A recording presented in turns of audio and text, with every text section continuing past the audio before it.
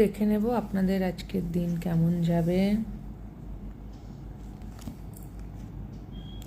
6th house craft, 6th house কন্যা রাশি,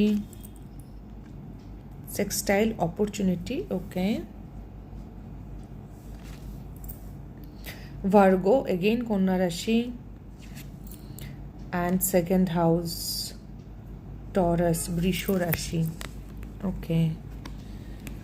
তো কি বলছেন আজকে ডেইলি লাইফে আপনি যা করেন বা যেভাবে আপনাদের রোজ নামচার যে লাইফ, সেইখানে কিছু একটা অপরচুনিটি আসতে পারে, কেরিয়ারে অপরচুনিটি আসতে পারে।